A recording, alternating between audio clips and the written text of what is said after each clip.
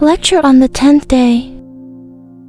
The 10th day has come to a close, marking the culmination of your 10-day Vipassana. Journey tomorrow morning around 7:30 or 8 o'clock. We will gather to conclude this transformative course. Tonight, let us reflect deeply on the practice you've undertaken over these 10 days. If any aspect of the technique remains unclear, this evening's discourse will bring clarity. If you already grasp the method, it will become even more luminous. Let us review the path you've walked during this course. Vipassana is a profound practice, and in these 10 days, you've taken meaningful steps toward liberation. Yet this path is long, and we won't delve into its deeper dimensions tonight. Tradition teaches that theory and practice must advance together. The more you practice, the deeper your understanding of the teachings. The deeper your understanding, the more diligently you practice. You began this course by taking refuge in the triple gem, the Buddha, the Dhamma, and the Sangha. These are not mere labels, but treasures of immense value.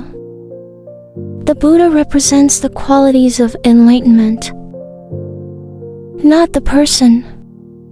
The Dharma embodies the universal law of nature, and the Sangha reflects those who live in harmony with this truth.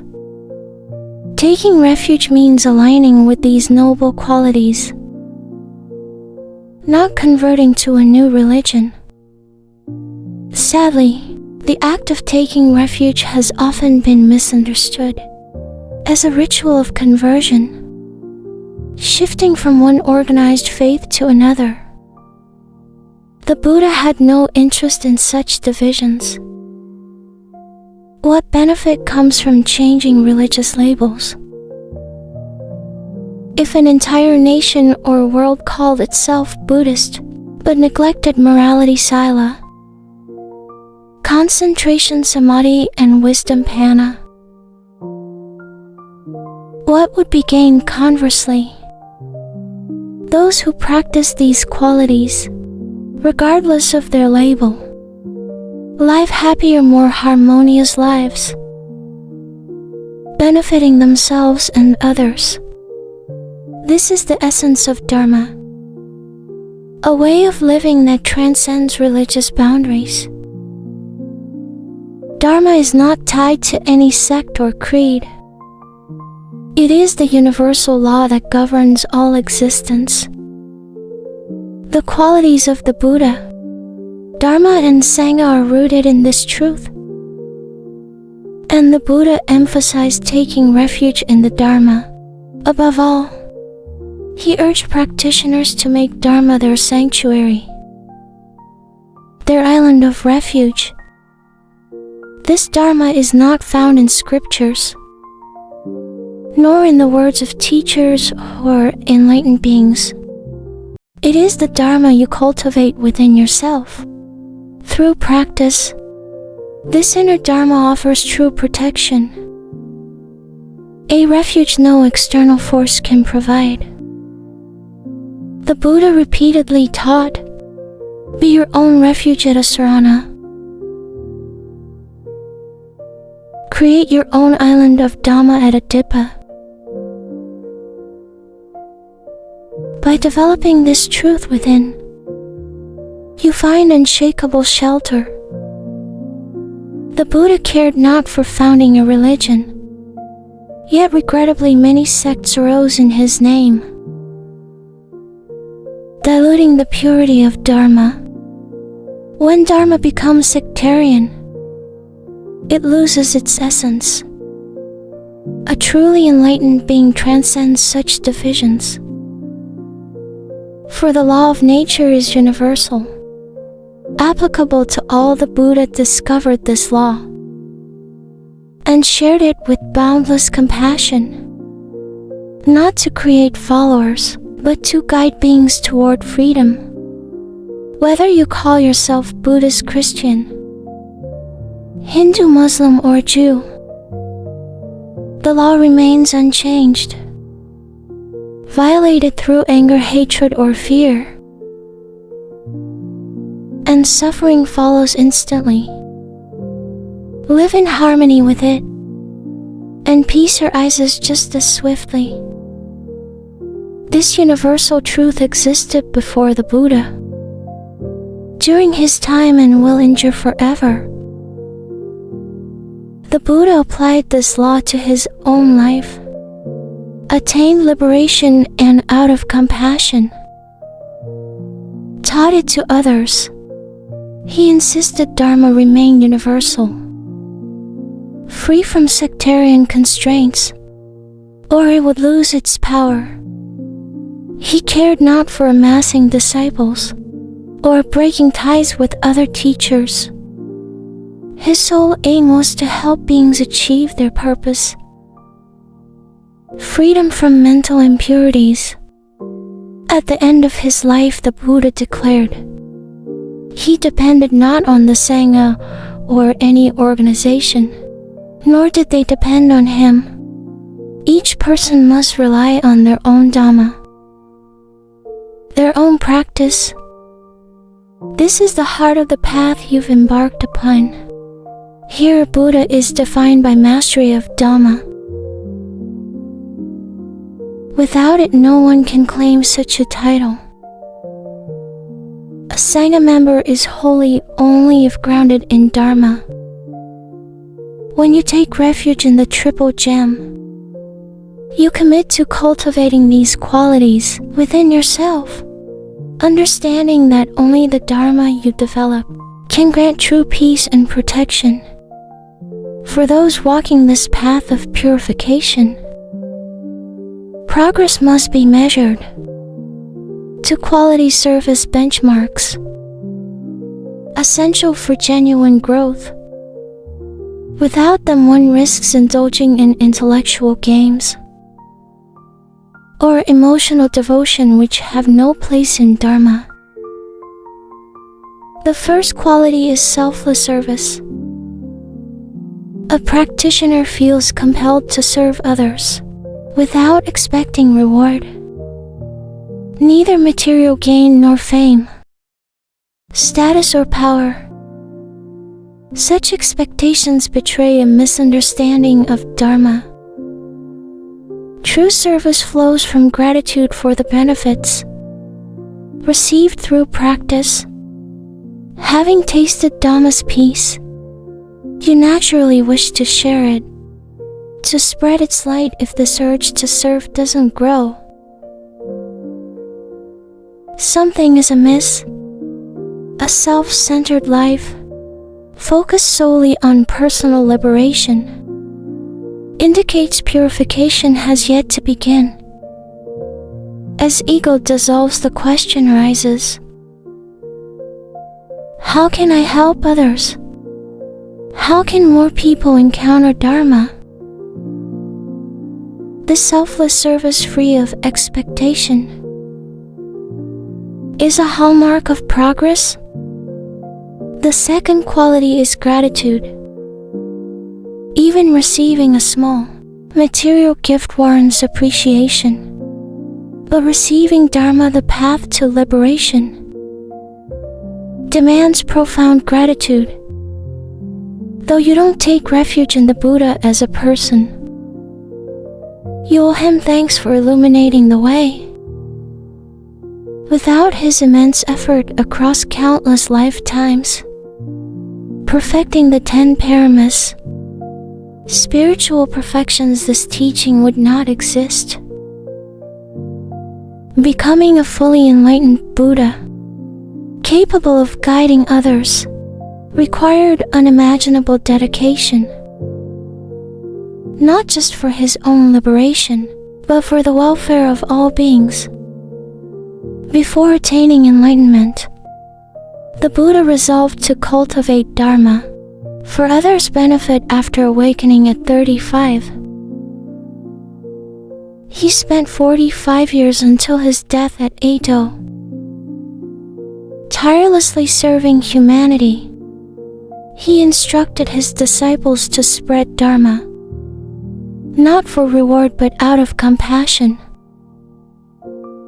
This legacy, preserved in its pristine purity for 2,500 years, reached you through a lineage of teachers who resisted diluting the method to please followers. Their fidelity deserves your gratitude, as does the Buddha's original gift. Gratitude is not blind devotion, or expecting the Buddha to save you. Such notions contradict Dharma. The Buddha merely pointed the way. You must walk at the method's purity, maintained through generations, empowers you to practice and find freedom. This gratitude fuels your commitment to the path. You also learn the importance of silent morality. Unlike other teachers of his time, who catered to followerships, the Buddha emphasized ethical conduct as the foundation of practice. Without sila, no progress is possible. You upheld the 5 precepts here, and now you must strive to maintain them in daily life. Many meditation methods existed 2,500 years ago, but only the Buddha's path integrated sila, samadhi, and panna into a practical system. One practitioner shared his journey. Initially hesitant due to his conservative Hindu upbringing, taught to revere the Buddha as a divine incarnation, but distrusted his teachings as atheistic. He feared losing his faith. Yet his teacher reassured him, "Stay Hindu. My aim is not to convert you, but to help you become a better person through sila, samadhi, and panna." Convinced, he attended the course, resolved not to become Buddhist. Like many, he struggled early on, tempted to leave by the second day, conditioned to seek mystical experiences, like divine lights. He felt inadequate when none appeared. Doubts arose. As a wealthy man, was he unfit for liberation? Others, teachers, doctors, compassionate souls, seemed to progress while he lagged. Preparing to depart, a fellow meditator, a kind history professor, urged him to stay, noting his early sensations as a sign of promise. Her encouragement saved him from abandoning the course. That evening, as he surrendered his craving for visions, lights and sounds emerged. Recognizing them as fleeting, he returned to observing sensations, as taught by the 5th or 6th day. The teachings captivated him. As a Hindu leader, he had preached scriptures like the Gita and Vedanta, which urged detachment from desire and anger, but offered no method Vipassana. He realized was applied. Gita applied Vedanta, a practical path to transcend negativity. After 10 days, he noticed subtle changes in his life. Grateful for encountering Vipassana in Burma, where it was preserved in purity, and for his compassionate teacher, he practiced diligently for 14 years, while fulfilling his duties as a householder. When his mother fell ill in India, He received permission to leave Burma and teach her Vipassana, believing it would heal her. India's government allowed him to stay, and his first course, attended by his parents and 12 others, marked the beginning of Dhamma's return to its homeland. Participants, inspired, demanded more courses for their families, and the 3-month visit extended into years. The Ganges of Dhamma began to flow again in India, fulfilling a prophecy that 2,500 years after the Buddha's passing, Vipassana would revive there and spread globally. His teacher believed this resurgence began the year he received Dharma, marking the start of a new era. Initially skeptical of such claims, he marveled as people from all faiths, Hindu, Jain, Christian, Buddhists, flocked to courses, including religious leaders and monastics. Their presence felt familiar, as if they had practiced together in past lives, their seeds of Dharma now ripening.